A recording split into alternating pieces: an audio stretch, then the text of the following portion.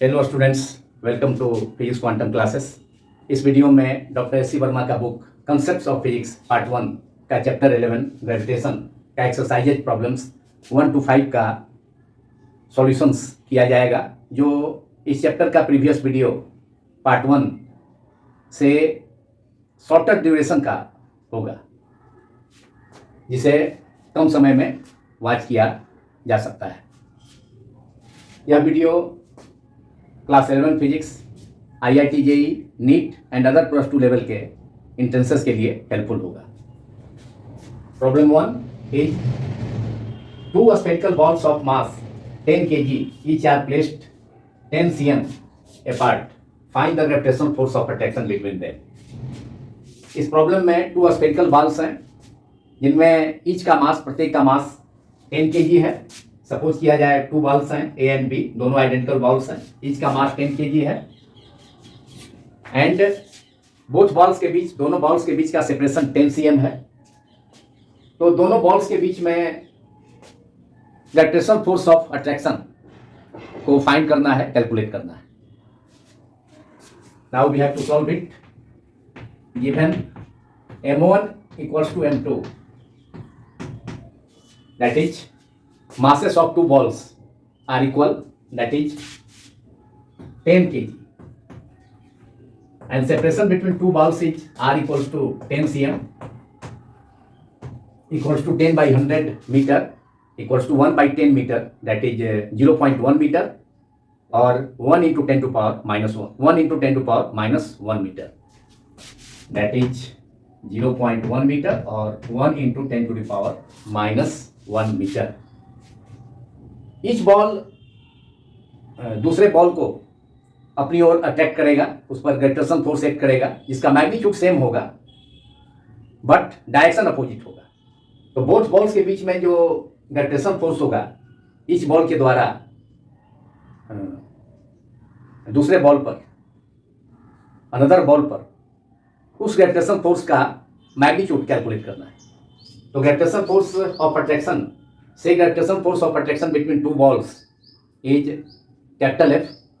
So using Newton's law of gravitation, we have F equals to capital capital G m1 m2 upon r square. Capital G is 6.67 multiplied by 10 to the power minus 11 multiplied by m1 is 10 kg, m2 is also 10 kg, upon distance r is 0.1 meter, that is 0.1 का square, that is, और 1 into 10 to power minus 1 का square, that is 1 into 10 to power minus 2. We can write it as 0.1 square 1 meter square equals to 1 into 10 to the power minus 2 meter square. Minus 2 denominator में minus 2 से numerator का 10 to power minus 11 का minus 2 power cancel होकर के इसमें 10 to power 9 बचेगा, and 10 into 10 is 10 square, therefore 10 square multiplied by 10 to power minus 9 is 10 to the power add होकर के 10 to power minus 7. So we have 6 points gravitation force of attraction between both balls is capital F equals to 6.67 multiplied by 10 to the power minus 7 Newton. Answer. Now problem 2, 4 particles having masses small m, 2m, 3m and 4m are placed at the 4 corners of a square of side small a. Find the gravitational force acting on a particle of mass small m placed at the center, say center O. इस problem में 4 particles हैं जिनके masses small m, 2m, 3m and 4m है। उन्हें ए side के square वर्ग के 4 corners से ए, बी, सी एंड डी पर रखा जाता है। तो इस सिस्टम के कारण,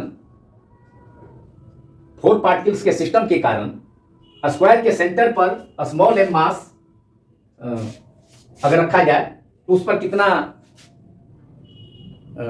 net gravitation force, total gravitation force act करेगा, उसका वैल्यू कैलकुलेट करना है। Now we have to solve it.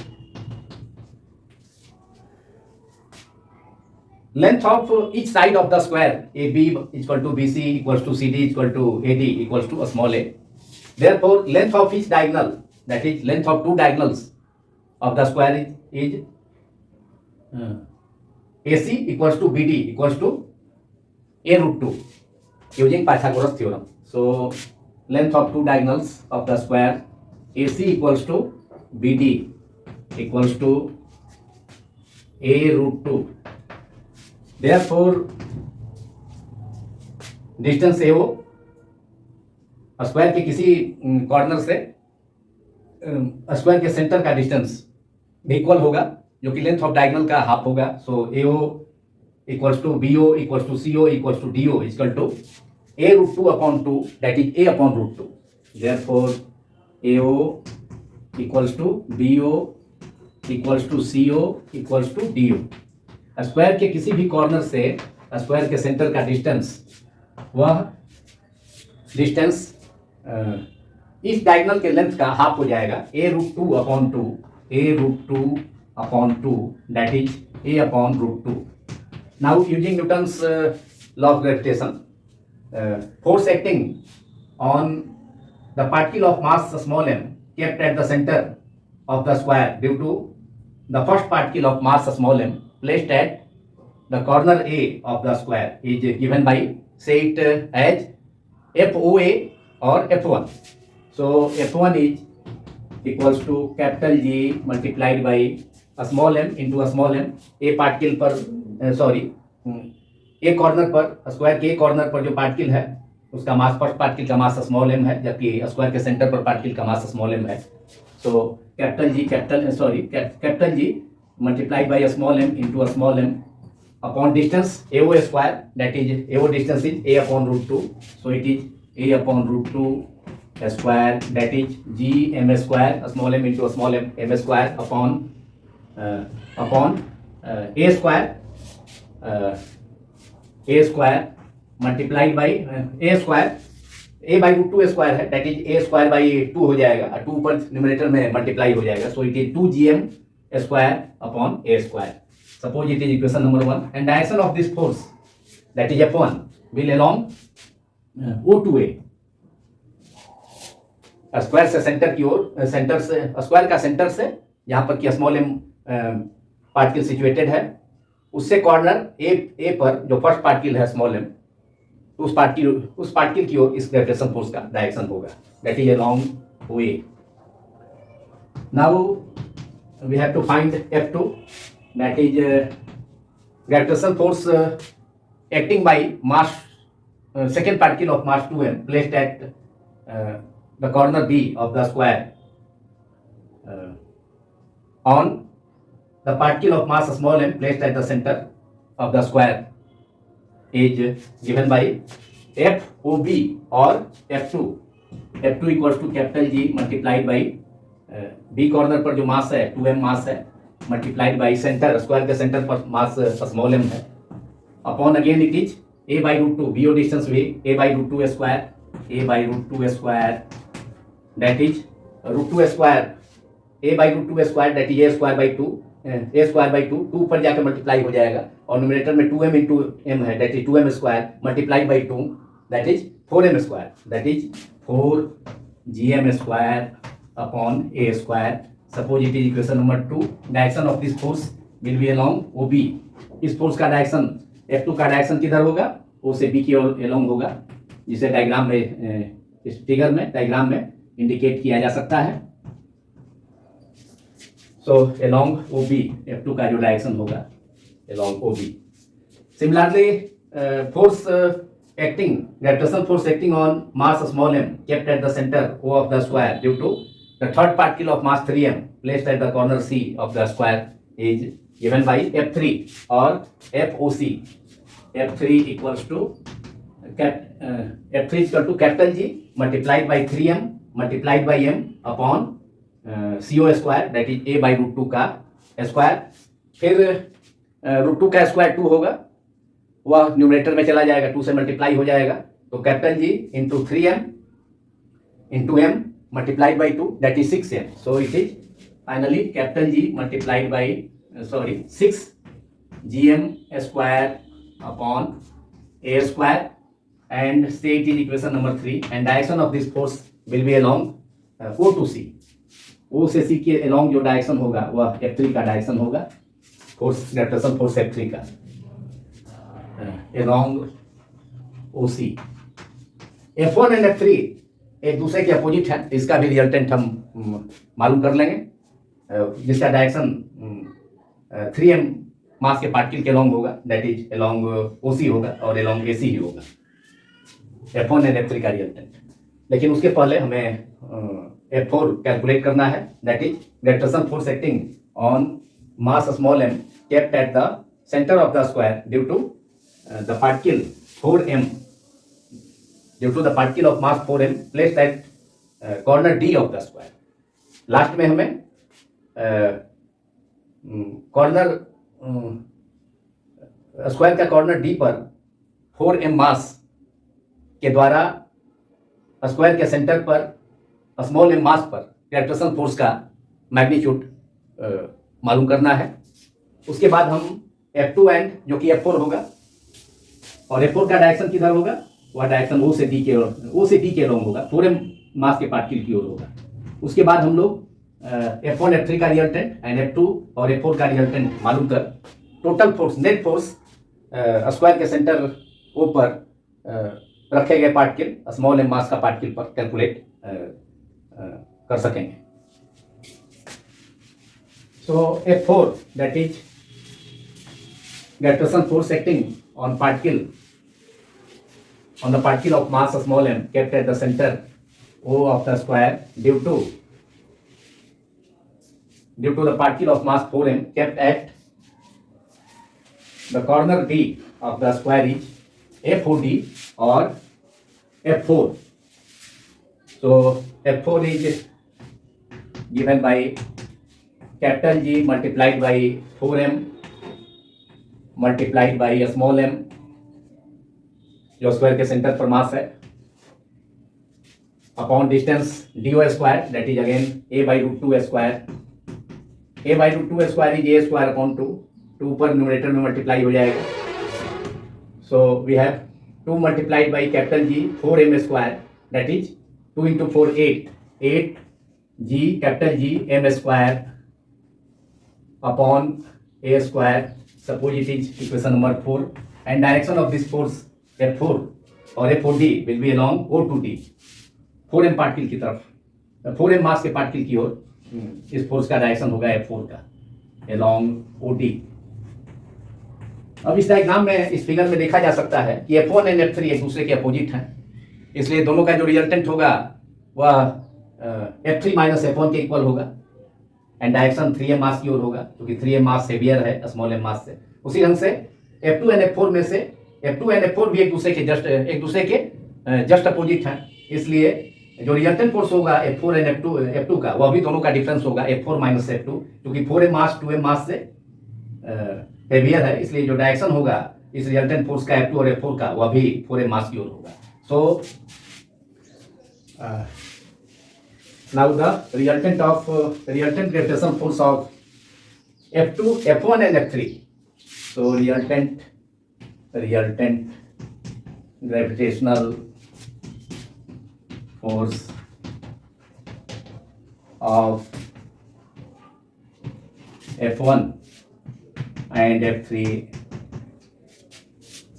is equal to F3 minus F13, that is F13 equals to F3 minus F1 equals to F3 is 6gm square upon a square, and F1 is 2gm square, 2 capital G small m square upon a square. Difference is 6gm square by a square minus 2gm square by a square is 4gm square upon a square, and इसका direction किधर होगा, A to C होगा, that is along A to C और along OC. This is F13,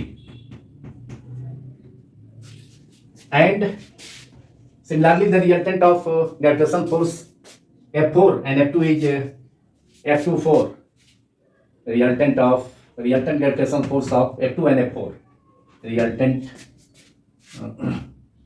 gravitational force of F2 forces F2 and F4 is F24 equals to F4 minus F2. क्योंकि F4 का magnitude ज्यादा है इसलिए F4 में से F2 को माइनस करना होगा. बोथ फोर्स एक दूसरे के अपोजिट हैं. Therefore F4 is we have F4 is 8 gm square upon a square minus F2 is 4 gm square by a square. It is 4 minus 4 gm square upon a square. 8 gm square by a square minus 4 gm square by a square is 4 gm square upon a square. This is the resultant force of F2 and F4, and direction of this force will along BD or along OD, that is along mass 4m, because 4m mass is heavier than 2m mass. So direction of F24 will be along B to D or along O to D. Now the resultant of now we have to calculate resultant of F13 and F24, and that will be the net force acting on the particle of mass small m kept at the center of the square due to the system of 4 particles, that is 4 particles of masses small m, 2m, 3m and 4m kept at the 4 corners of the square. Therefore now the resultant of F24 resultant of F24 and F13 is given by, say it as F. So using the formula of the resultant, capital F equals to mod of capital F equals to F13 square plus F24 square plus 2 F13 multiplied by F24 multiplied by cos. अब angle between these two forces F13 and F24 will be 90 degree, because the angle between the diagonals of a square is 90 degree. So resultant का जो direction होगा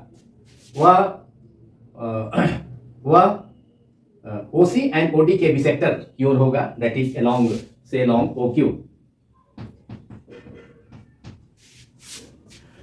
vertical upward direction में, that is cos 90.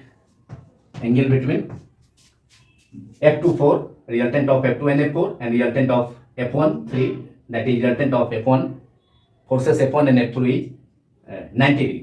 क्योंकि square के diagonals एक दूसरे को, square के डायगोनल्स के बीच का जो एंगल होता है वह कितना होता है, 90 डिग्री होता है.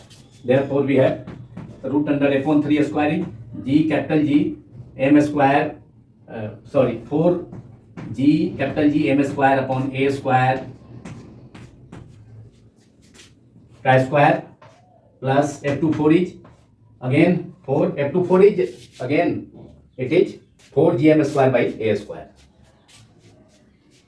So it is 4 capital G M square upon A square का whole square and cos 90 is 0. तो लास्ट टर्म इस स्क्वायर रूट के अंदर 0 हो जाएगा.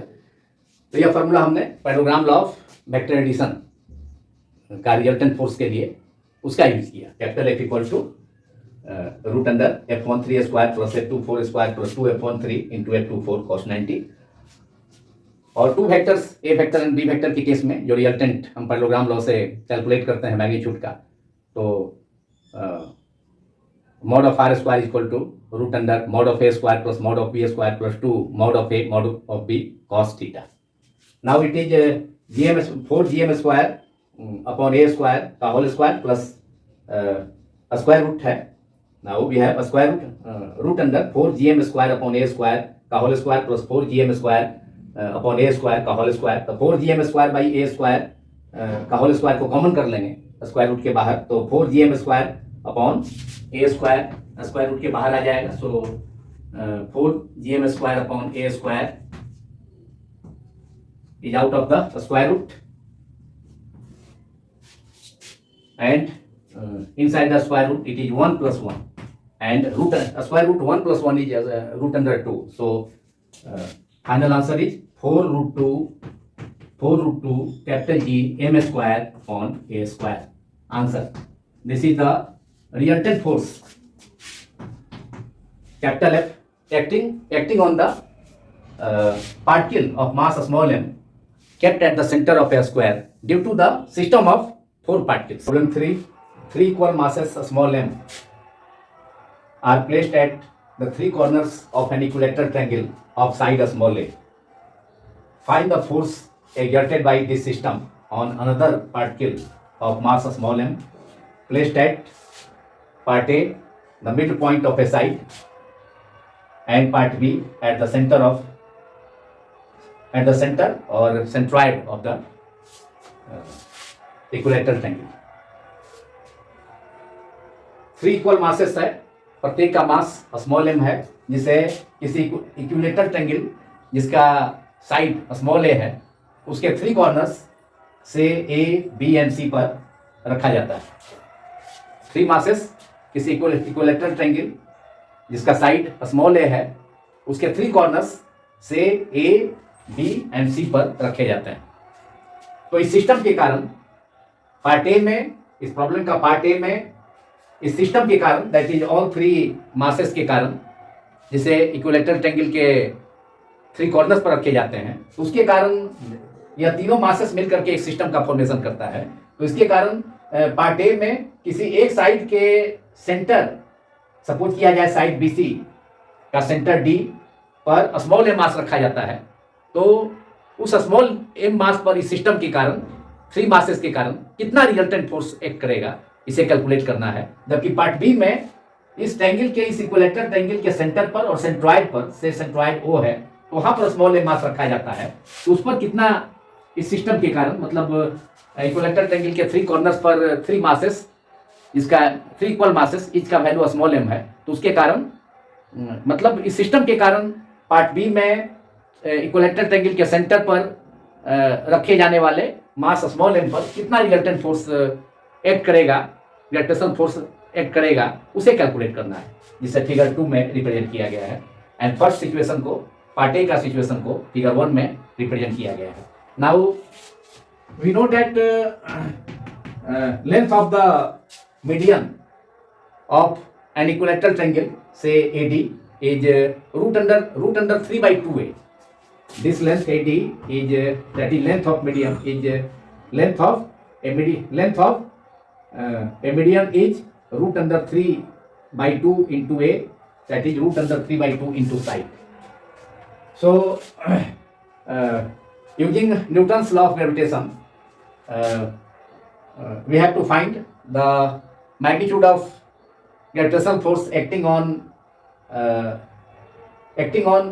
a particle of mass small m placed at the midpoint of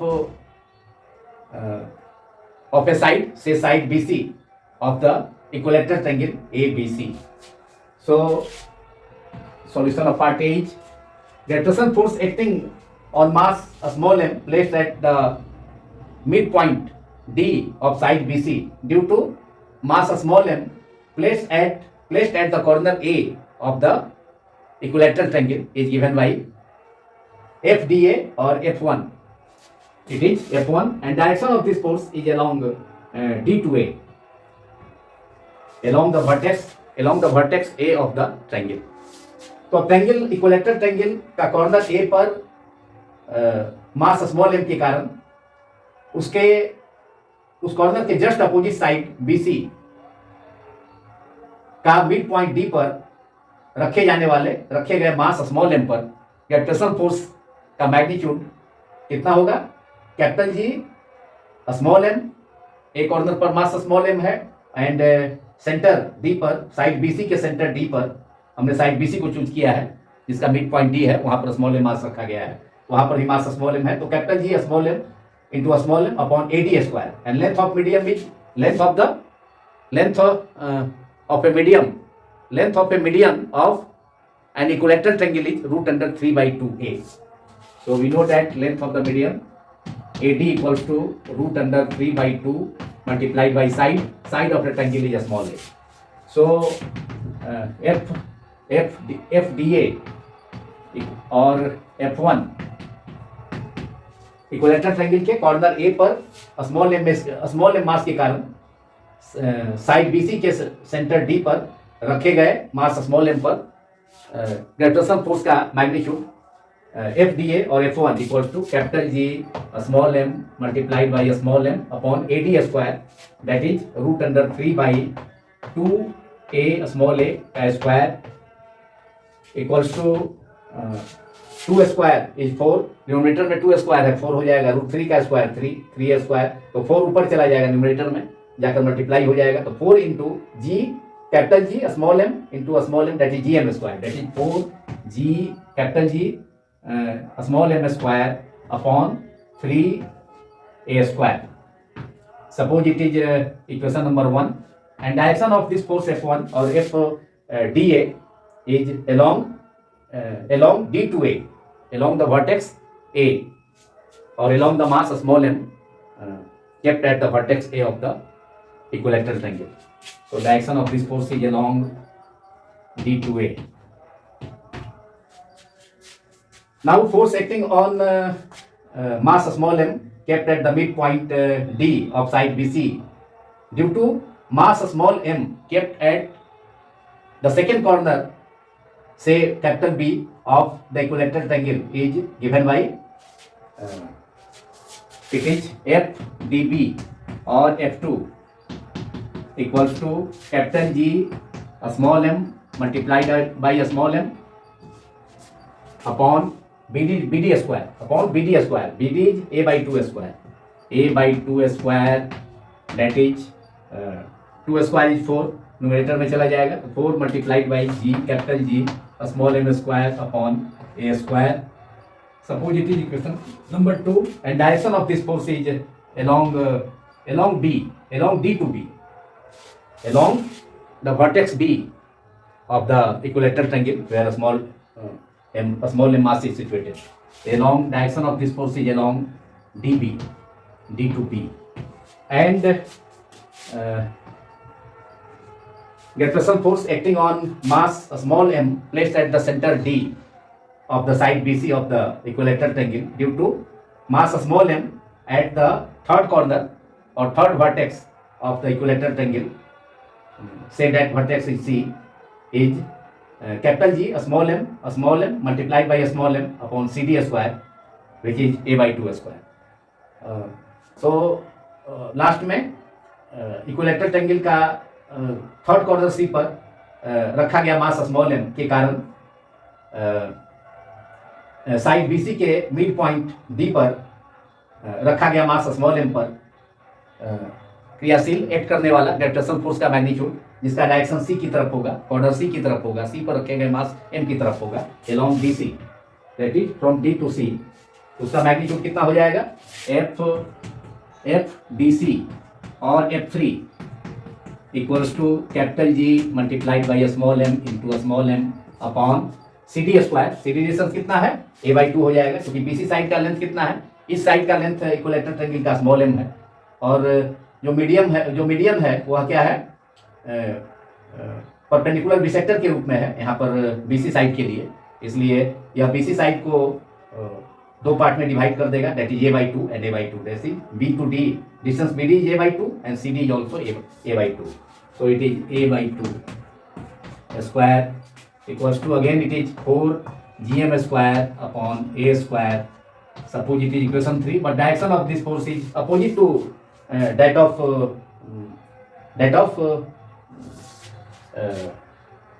that of FDB or F2. That is direction of F3 or FDC is opposite to that of FDB or F2. So the direction of this force is along D to C.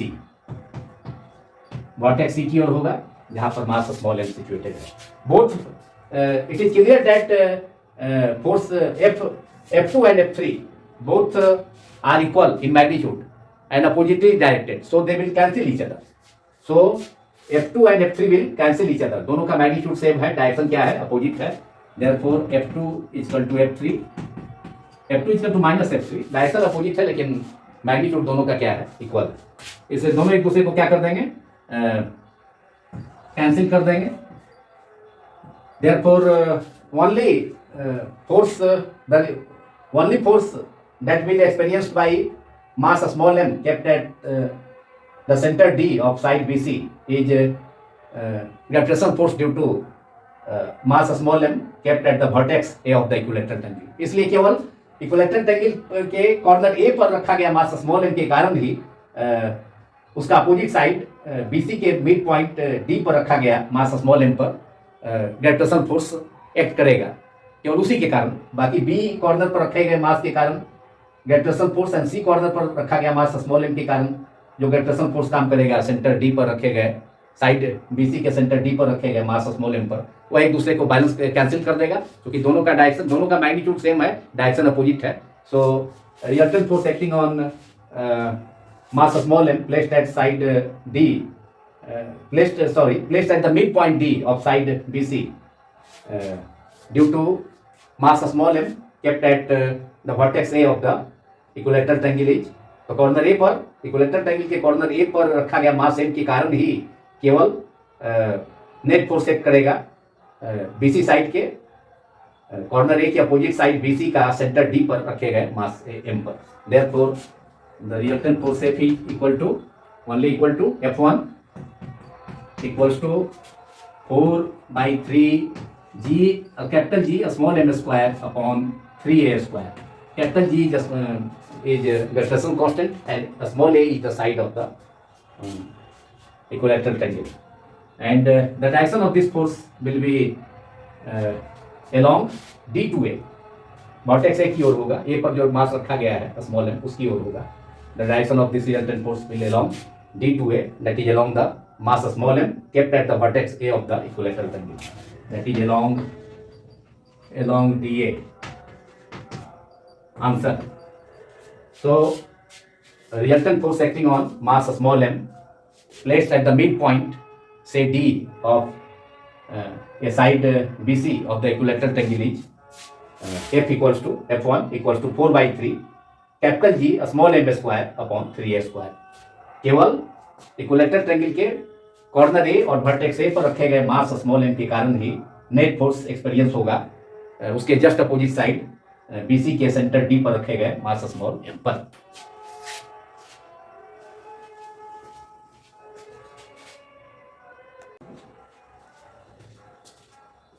अब problem 3 के part B का solution, जिसमें कि system of 3 masses kept at 3 corners of an equilateral triangle के कारण उसके centre पर, triangle के सेंटर से ओ पर स्मॉल एम मास पर नेट ग्रेविटेशनल फोर्स कितना होगा, टोटल ग्रेविटेशनल फोर्स कितना होगा उसे कैलकुलेट करना है.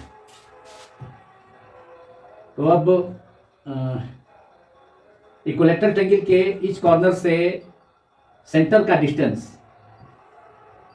AO, बी कॉर्नर से सेंटर का distance BO and C corner से ट्रायंगल के सेंटर का डिस्टेंस CO, ये तीनों डिस्टेंस इक्वल होगा एंड यह डिस्टेंस इक्विलेटरल ट्रायंगल के किसी मीडियम का लेंथ का हाफ होगा.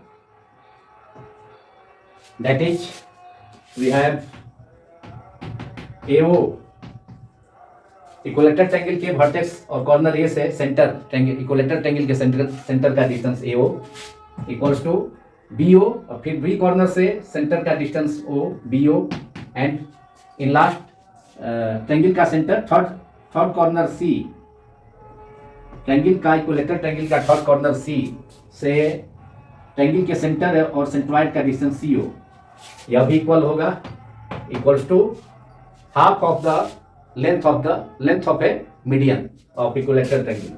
मीडियन का लेंथ कितना होता है, अभी पार्ट ए में हम लोगों ने देखा.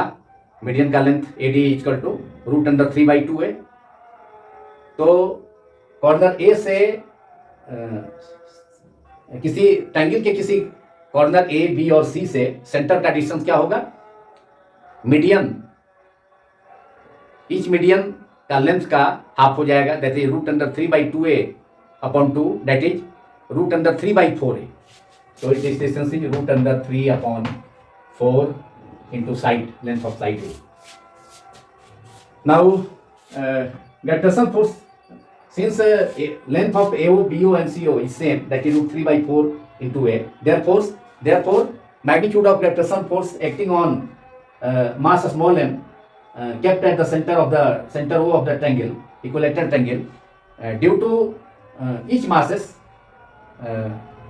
a small m and a small m placed at the three corners of the equilateral triangle will also be same. तो इसलिए चूंकि यह length AO distance, BO distance माने इक्विलेटरल ट्रायंगल के थ्री कॉर्नर्स से इक्विलेटरल ट्रायंगल का centre और centroid का डिस्टेंस इक्वल है, इसलिए थ्री कॉर्नर्स पर रखे गए small M mass and masses भी इक्वल है, तो उसके कारण सेंटर पर जो मास रखा गया है स्मॉल एम ट्रायंगल के, तो इच मास के कारण, इच वर्टेक्स पर जो मास स्मॉल एम है उसके कारण ग्रेविटेशनल फोर्स का मैग्नीट्यूड भी इक्वल होगा. Therefore F1 equals to F2 equals to F3. एक कॉर्नर पर जो मास है उसके कारण ऊपर जो फोर्स काम करेगा उसे हम FOA और F1 से डिनोट कर सकते हैं. फिर बी कॉर्नर पर मास स्मॉल एम के कारण सेंटर ओ पर जो मास है स्मॉल एम, उस पर जो फोर्स होगा FOB और F2 से डिनोट कर सकते हैं. एंड सी कॉर्नर पर जो मास स्मॉल एम है उसके कारण सेंटर ओ पर जो मास स्मॉल एम है उस पर जो फोर्स है उसको FOC और F3 से डिनोट कर सकते हैं. तो F1 बराबर F2 बराबर F3 से F. So F1 equals to F2 equals to F3 से F. एंड यह हो जाएगा using Newton's law of gravitation, capital G small m into small m upon distance AO square और BO स्क्वायर और CO square is root under 3/4 into A divided by capital G small m into a small m upon root under 3/4 small a का whole square, that is 4 square is 16, तो 16 numerator में जाके multiply हो जाएगा, इसलिए therefore it is 16 capital G m small m into a small m square upon root 3 square, that is 3, root 3 square is 3 and a square, so 3a square. Suppose it is equation number 1 in this case. Now we have to find the resultant of F2 and F3, and this resultant will be along opposite to OA, that is say it is along OD.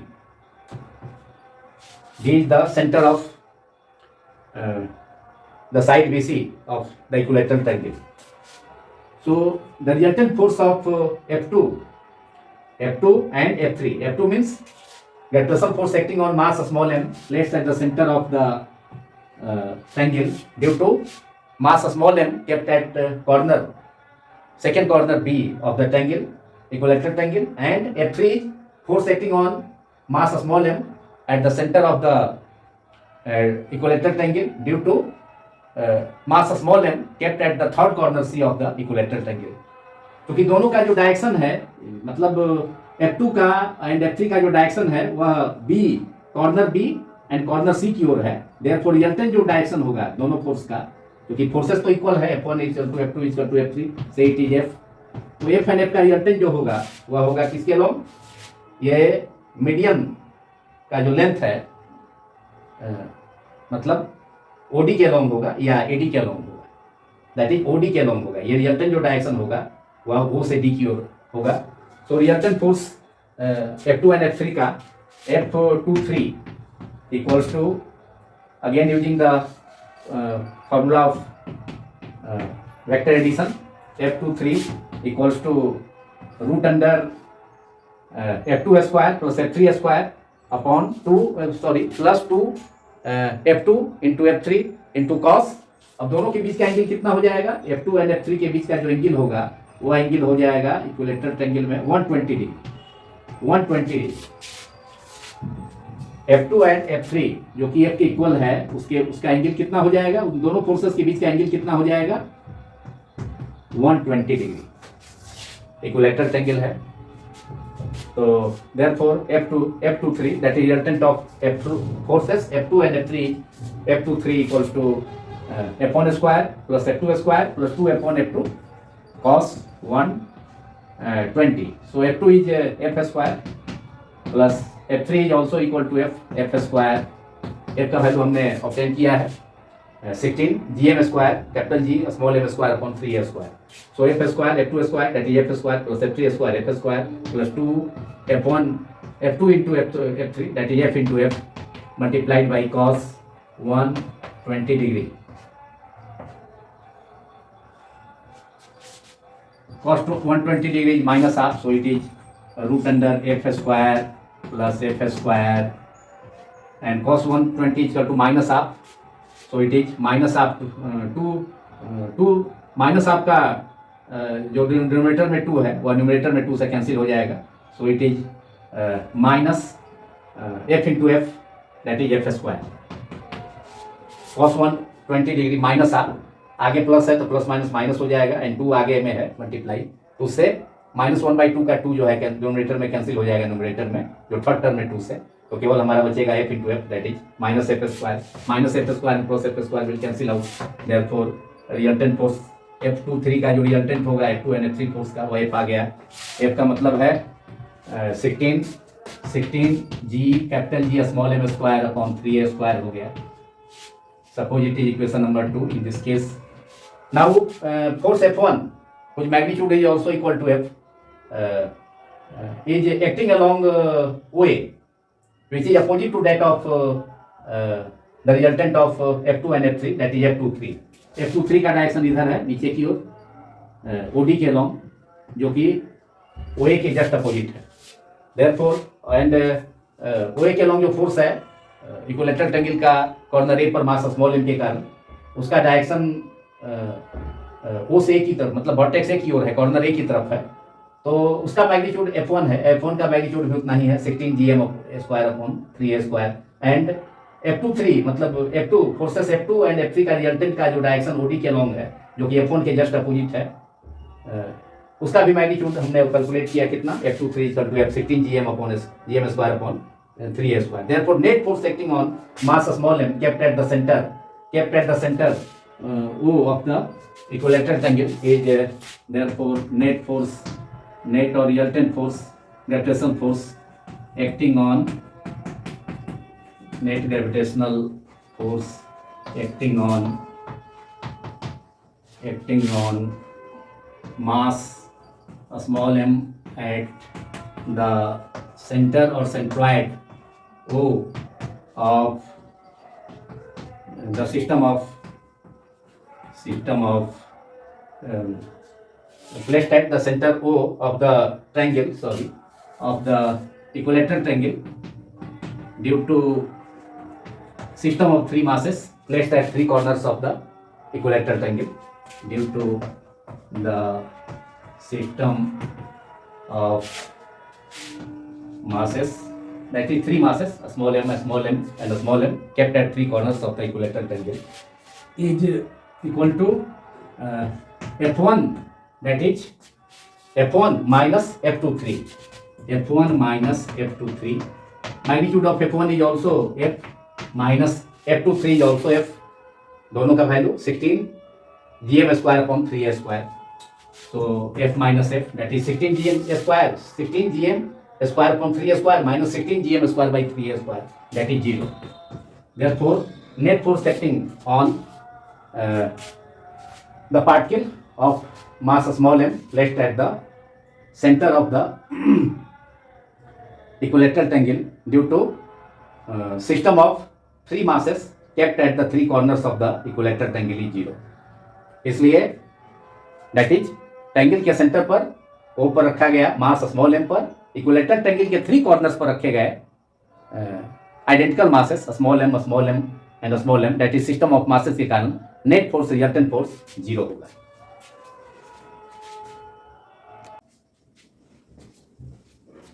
Problem 4.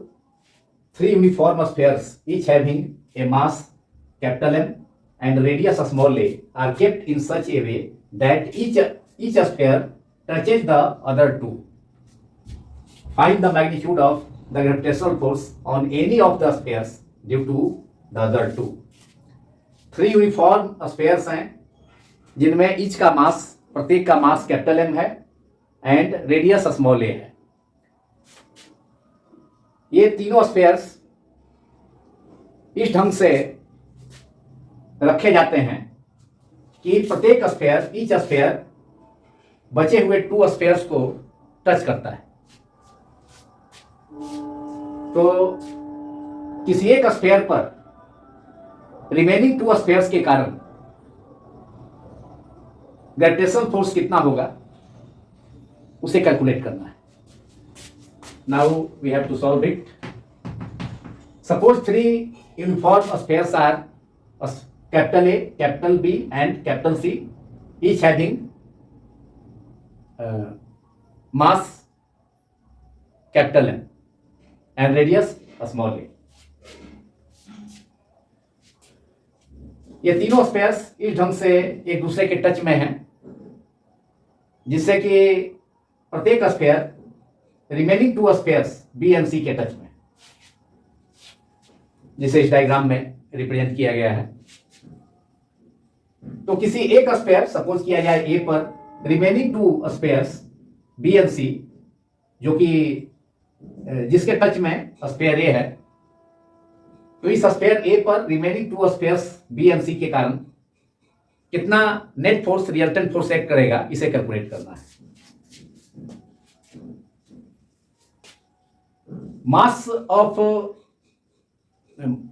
masses of each of the spheres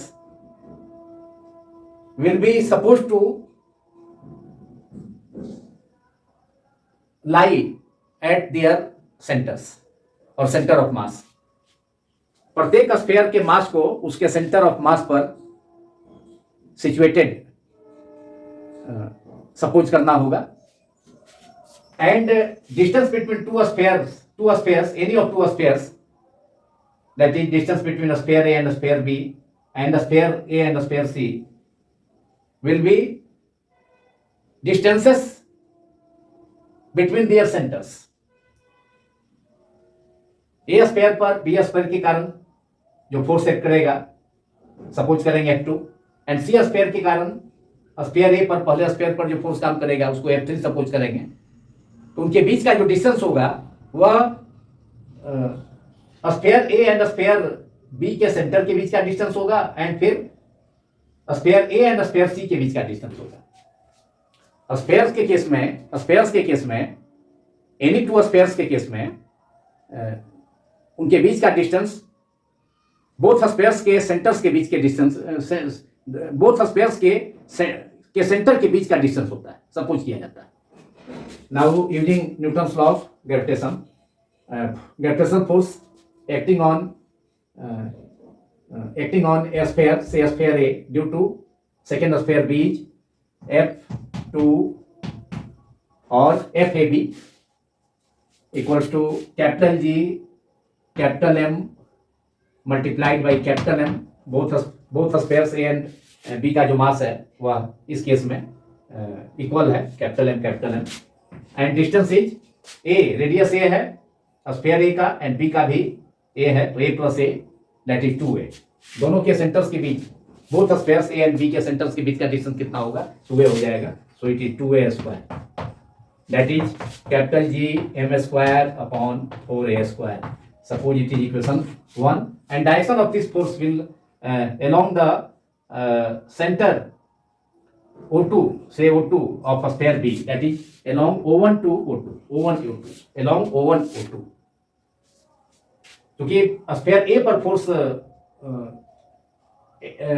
force act करेगा second sphere B के कारण, उसको हम consider कर रहे हैं, इसलिए direction जो होगा स्फेयर B की ओर होगा, मतलब स्फेयर बी के सेंटर की ओर होगा. तो डायरेक्शन होगा अलोंग फर्स्ट स्फेयर ए के सेंटर से सेकेंड स्फेयर के सेंटर की ओर, along O1 O2. Now the gravitational force acting on sphere A due to third sphere C. किसी एक स्फेयर पर बचे हुए दो स्फेयर्स के कारण gravitational force, total gravitational force calculate करना है. तो सेकेंड स्पेयर बी के कारण फर्स्ट स्पेयर ए पर जो ग्रेविटेशनल फोर्स है उसको हमने ऑब्टेन किया, capital G M square upon 4a square. अब थर्ड स्पेयर सी के कारण फर्स्ट उसी स्पेयर पर ए स्पेयर पर ही जो ग्रेविटेशनल फोर्स होगा उसका डायरेक्शन फर्स्ट स्पेयर के ए के सेंटर O1 से थर्ड स्पेयर के सेंटर O3 की ओर होगा, मतलब सी स्पेयर की ओर होगा ग्रेविटेशनल फोर्स का direction. So F3 equals to F3 gravitational force acting on a sphere A due to a sphere third sphere C FAC or F3. So F3 equals to capital G capital M into capital M upon distance is again the distance between the center of two spheres A and C. A and C is also O1 O3 is also A plus A, that is 2A. Each sphere का radius small a, that is capital G capital M square upon 4A square.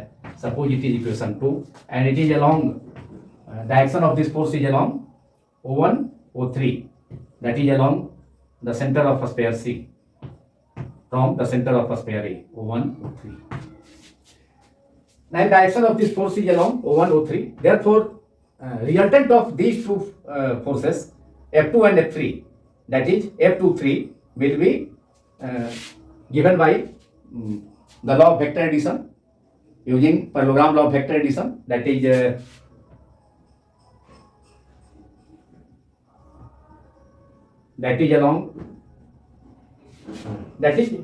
along vertically downward. So resultant of these two forces, resultant force of these two forces F23 equals to root under F2 square plus F3 square, F2 square plus F3 square plus 2 F1 F2 into cos theta. Theta angle, theta is angle between two angle between these two sides O1 O2 and O1 O3.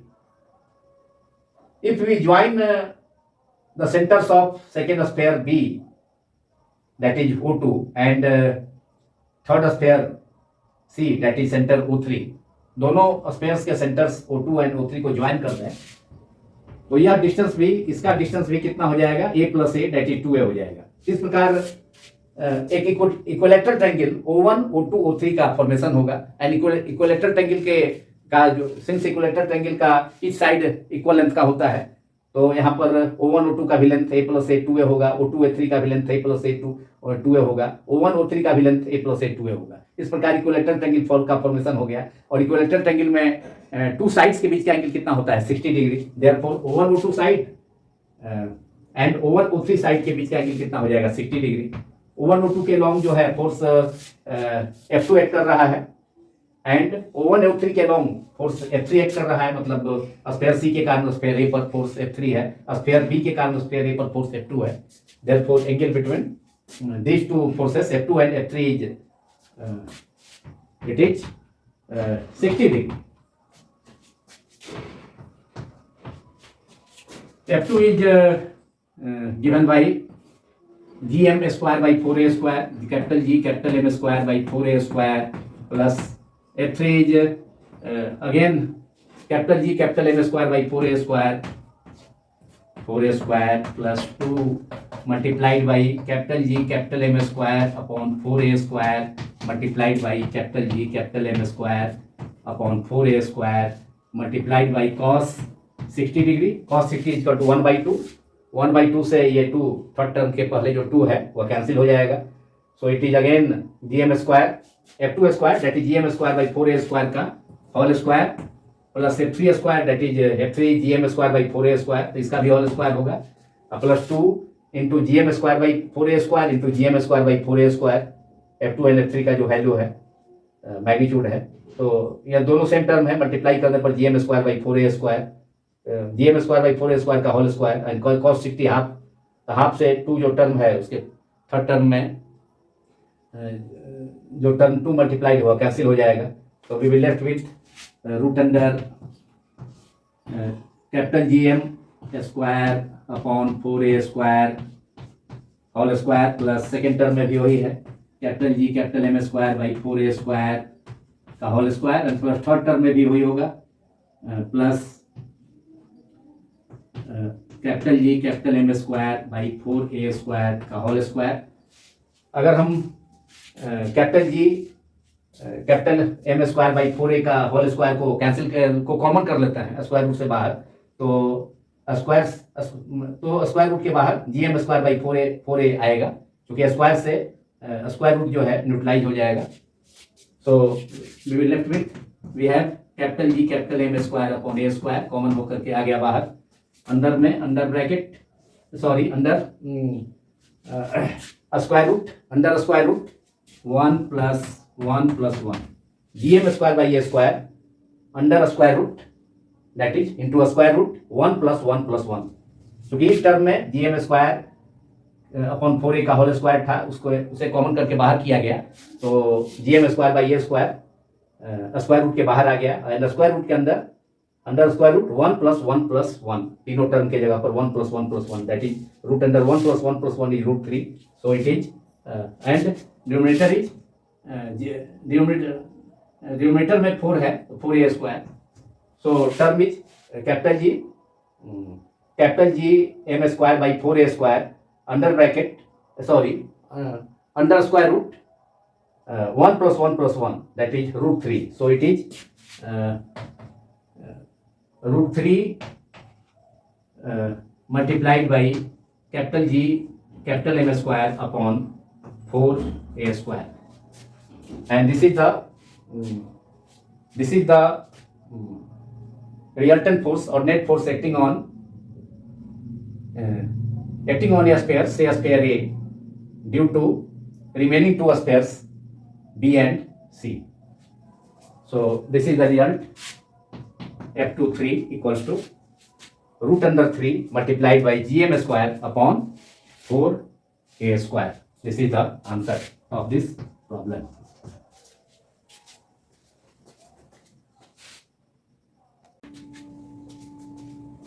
Problem 5. 4 particles of equal masses capital M moves along a circle of radius capital R under the action of their mutual gravitational attraction. Find the speed of each particle. इस problem में 4 identical particles हैं, जिनमें each का मास प्रत्येक का mass capital M है, and those particles वे सभी particles चारों पार्टिकल्स कैपिटल R रेडियस के सर्किल के सर्कमफ्रेंस पर एक दूसरे के म्यूचुअल ग्रेविटेशनल अट्रैक्शन के प्रभाव में मूव करते हैं। तो इस पार्टिकल का स्पीड कैलकुलेट करना है। सपोज किया जाए 4 पार्टिकल्स जिनमें प्रत्येक का मास कैपिटल M है, वे सभी कैपिटल R रेडियस के सर्किल के सर्कमफ्रेंस पर उस सर्किल के 4 क्वार्टर्स पर सिचुएटेड हैं, जिनमें फर्स्ट पार्टिकल A सर्किल के बॉटम पर, जबकि थर्ड पार्टिकल C सर्किल के टॉप पर सिचुएटेड है। अब सपोज किया जाए कि पार्टिकल A पर पार्टिकल B का ग्रेविटेशनल फोर्स एक्ट करेगा, फिर C का ग्रेविटेशनल फोर्स एक्ट करेगा, एंड पार्टिकल D का फोर्थ पार्टिकल का भी ग्रेविटेशनल अट्रैक्शन फोर्स एक्ट करेगा। इस प्रकार हम किसी एक पार्टिकल, सपोज किया जाए पार्टिकल A का स्पीड कैलकुलेट कर सकते हैं। Other particles B, C and D की स्पीड भी सेम होगा। तो सपोज किया जाए पार्टिकल A का स्पीड v है। Let us suppose the speed of the particle that is first particle A lies at the bottom having a speed v, a small v, that is each speed of each particle will be the same, that is say it as v. Now distance between particle A and first particle A and second particle B will be √2r, and also distance between particle A and particle D will also be equal to √2r or r√2 using Pythagoras theorem. So AB distance is r√2 and AD distance is also r√2. Now distance between first particle say A and third particle say C is r plus r, that is 2r. That is because AC is the diameter of the circle. Now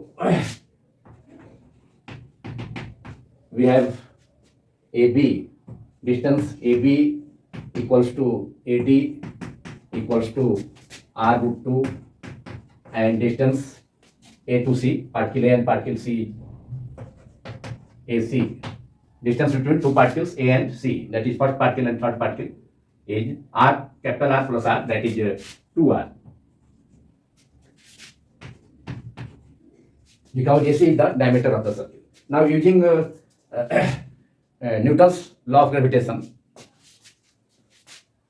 gravitational force acting on first particle, say particle A of mass capital M, due to the second particle B of mass capital M, is given by capital G capital M into capital M divided by r root 2 square.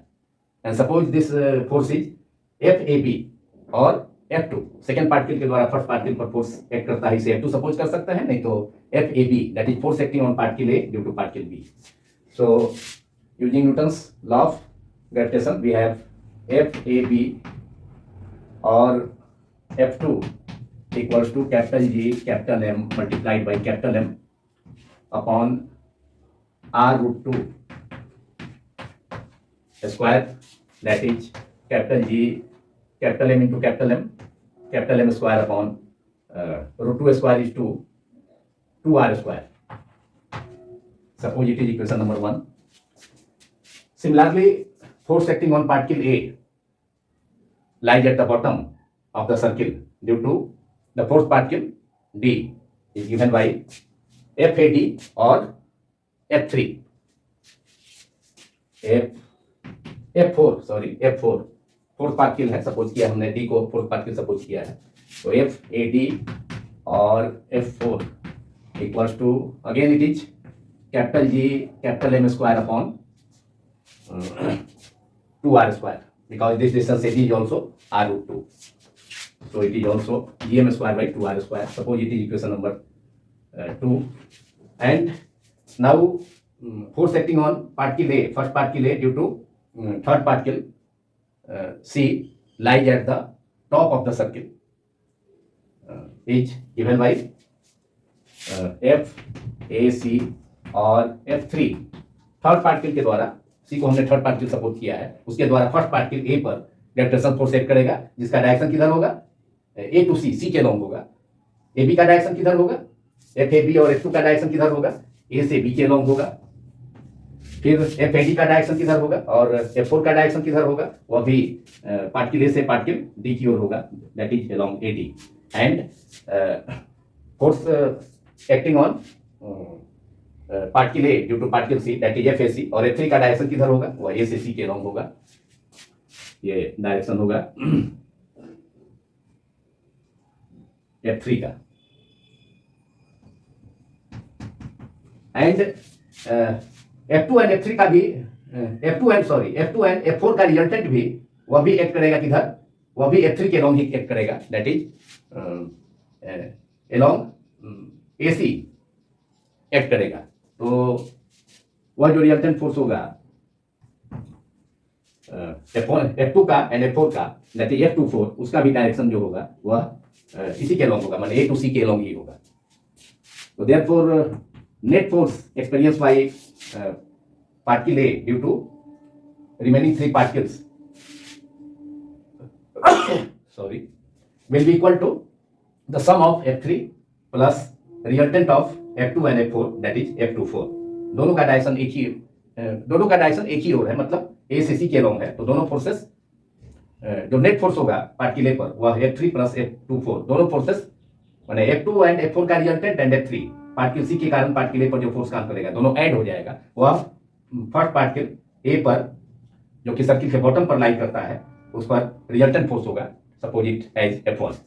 Therefore but FAC और F3 equals to capital G capital M multiplied by capital M upon R plus R.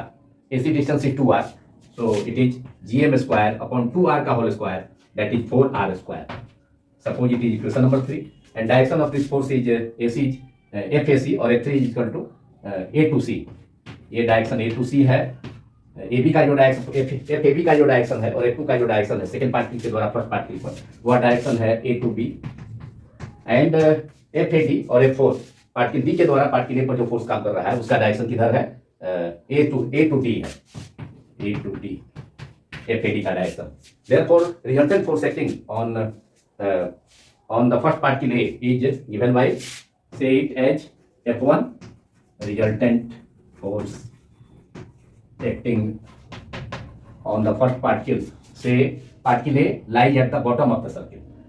On the particle A, that is first particle, lies at the bottom of the circle, is given by, so say it as F1. इसे F1 suppose कर दिया जाए. F1 equals to F3 plus F24. F2 and F4 का resultant parallelogram law of vector addition से वह AC के along होगा. And third particle C के द्वारा जो टॉप पर है उसके द्वारा फर्स्ट पार्टिकल जो बॉटम पर है सर्किल के, तो C के द्वारा A पर जो पार्टिकल C के द्वारा पार्टिकल A पर जो फोर्स काम करेगा उसका भी डायरेक्शन A से C के अलॉन्ग होगा. Therefore, F1 equals to F3 plus resultant of F2 and F4 will also along AC, that is along F3.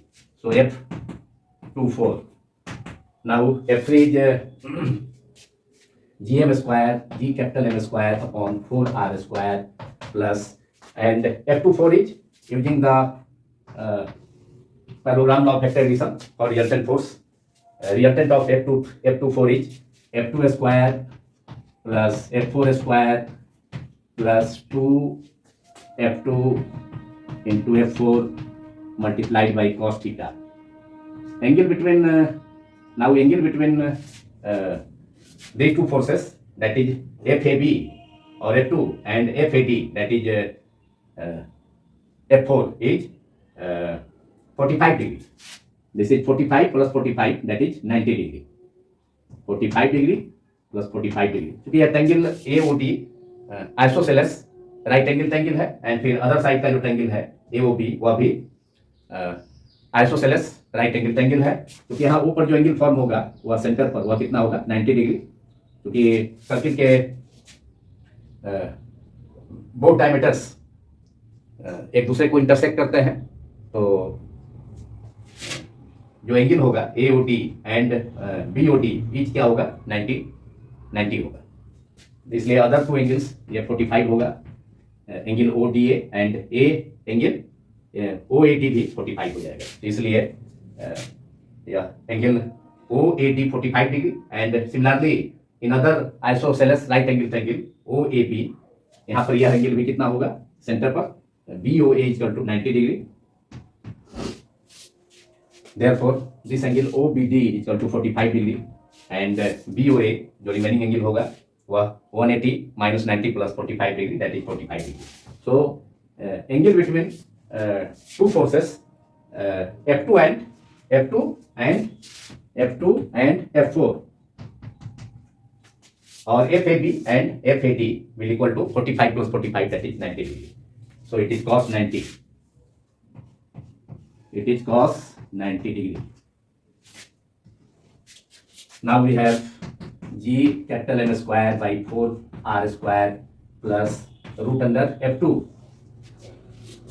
F2 is GM square by 2R square. उसका whole square हो जाएगा capital GM square by 2R square whole square plus F4 is also GM square upon 2R square whole square plus 2F2 is again GM square by 2R and F4 is GM square by 2R, then GM square by 2R into GM square by 2R, that is GM square by 2R square. GM square by 2R का whole square and cos 90 zero. इस term को हम सीधे zero भी लिख सकते थे, लेकिन हमने F2 एंड F4 का वैल्यू भी रख दिया and cos 90 equal to zero. तो थर्ड टर्म ऐसे ही स्क्वायर रूट के अंदर ये जीरो हो जाता है. एंड F1 कितना होगा?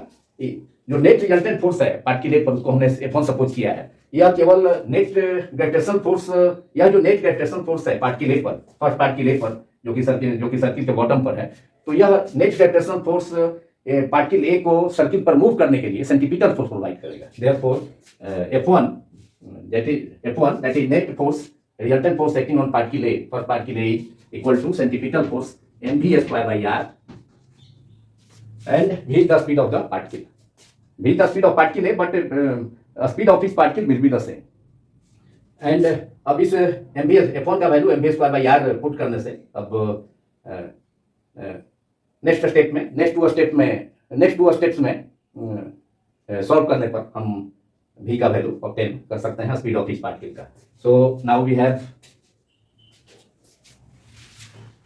mv square by r, further mv square by capital R equal to gm square by 4r square. अब इसमें स्क्वायर रूट के अंदर gm square by 2r square plus gmr square by 2r का whole square, and third term तो zero हो गया cos 90 zero होने से। तो इसमें gm स्क्वायर बाई 2r का होल स्क्वायर को हम कॉमन करें तो बाहर में आ जाएगा, स्क्वायर रूट के बाहर आ जाएगा gm स्क्वायर बाई 2r बाहर आ जाएगा, और अंदर ब्रैकेट के अंदर root 1 plus 1 that is root 2। Therefore we have mv square upon r equals to g capital M square by 4r square plus gm square upon 2r square, gm square by 2r only, gm square by 2r square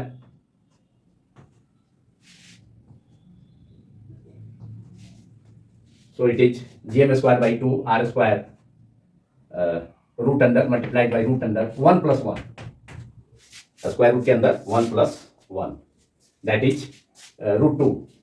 gm square by 2r square का whole square को हमने इस square root से बाहर कर दिया, मैंने common करके, तो बाहर ला करके gm square by 2r square under bracket 1 plus 1 both terms के लिए 1 plus 1 that is root 2, that is we have gm square upon 4r square plus gm square by 2r square root 2। तो gm square by r square both terms में common हो जाएगा, तो नीचे बचेगा, first term में हमें बचे मिलेगा 1/4 प्लस सेकेंड टर्म में root 2/2, gm square by r square तो हमने कॉमन ही कर लिया, रूट 2/2। अब नेक्स्ट स्टेप में हमारा रिजल्ट होगा mv square upon r capital R equals to gm square upon r square under bracket 1/4 plus root 2/2, तो 4 2 का एलसीएम 4 होगा, that is 1 plus first term में न्यूमरेटर में 1 प्लस सेकेंड टर्म में 2 से 4 में डिवाइड करेंगे 2 एंड रूट 2 से मल्टीप्लाई करेंगे 2 रूट 2, दैट इज m से m कैंसिल हो गया बोथ साइड्स में न्यूमरेटर में, एंड r से r स्क्वायर का एक पावर कैंसिल हो गया RHS के न्यूमरेटर में, LHS के न्यूमरेटर में r है, RHS का न्यूमरेटर में r स्क्वायर है, तो RHS का न्यूमरेटर में एक पावर बचेगा दैट इज r। तो so we have gm upon r, therefore v square equals to gm upon r root under 1 plus 2 root 2/4, therefore v equals to root under gm upon 4r multiplied by under bracket 1 plus 2 root 2, and this is the speed of particle A, and also the speed of particle B, CL, particles B, C and D. So we have obtained the result, that is the speed of each particle equals to V equals to root under gm by 4r multiplied by under bracket 1 plus 2 root 2. This is the answer of this problem.